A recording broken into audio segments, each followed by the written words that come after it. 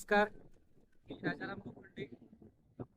सध्या मराठवाड्यातले नांदेड, परभणी, हिंगोली या जिल्ह्यामध्ये आणि पश्चिम विदर्भाचा काही भाग या जिल्ह्यामध्ये सुरू आहे. आणि यातच विविध हवामान तज्ञांनी 10 तारखेपर्यंत आपल्याला पाऊस सांगितलेला आहे. आता पाहताय तुम्ही इथं या ठिकाणी आमच्या शेतात सुद्धा या ठिकाणी हळद वाळू घातलेली आहे आपण आणि पावसाचं वातावरण पण आहे. तर आता शेतकऱ्यांनी एक लक्षात घ्यायला पाहिजे. आता जर हळद आपली असेल तर आपण काय काळजी घ्यायला पाहिजे, पाऊस आल्यानंतर आपण त्या हळदीची कशा पद्धतीने काळजी घ्यायला पाहिजे हे आज आपण या व्हिडिओमध्ये पाहणार आहोत. व्हिडिओ शेवटपर्यंत नक्की पहा.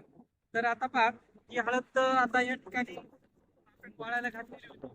या हळदीला जवळपास आज 10 ते 12 दिवस झालेला आहे.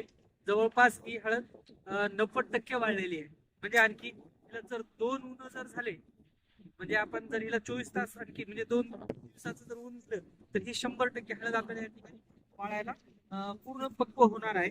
तसंच या मंड्यात सुद्धा आहे, फक्त मंड्याला आणखी 3 ते 4 ऊन द्यावा लागणार आहेत आपल्याला. कारण ह्या मंड्यामध्ये मंड्याचा आकार मोठा आणि त्यामुळं तुम्ही पाहताय की हा मंडा आणखी बऱ्यापैकी ओला आहे. यासाठी याला आपल्याला आणखी 2-3 ऊन जास्त द्यावा लागणार आहे. पण या शेंगाला मात्र किमान आपल्याला 2 उन्हामध्ये ही शेंग पूर्णतः वाळणार आहे.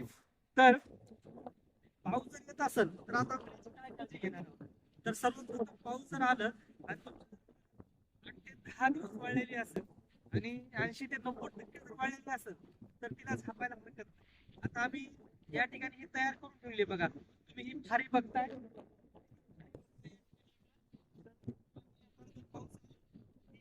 या ठिकाणी आपण टाकणार आहोत.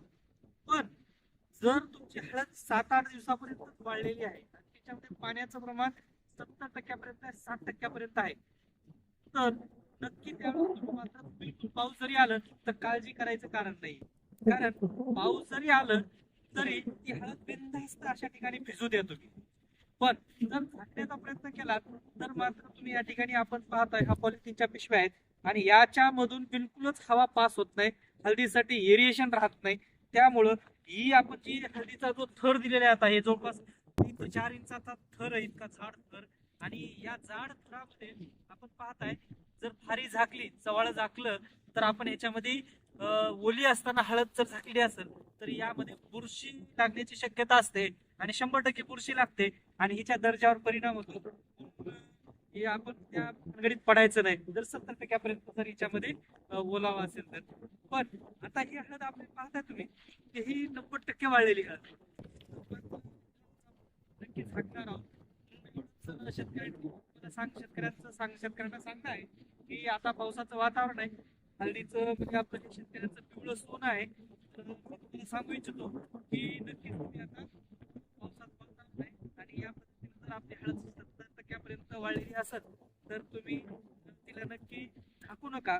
पण 90% जर वाळलेली असेल तर 100% तुम्ही झाकायला हरकत नाही. आणि जरी झाकलं तर तुम्ही सकाळी लवकर उघडा किंवा पाऊस जर गेलं रात्री तर लगेच उघडा, म्हणजे जेणेकरून तुमची हळदीला बुरशी लागणार नाही. तर अशी धन्यवाद.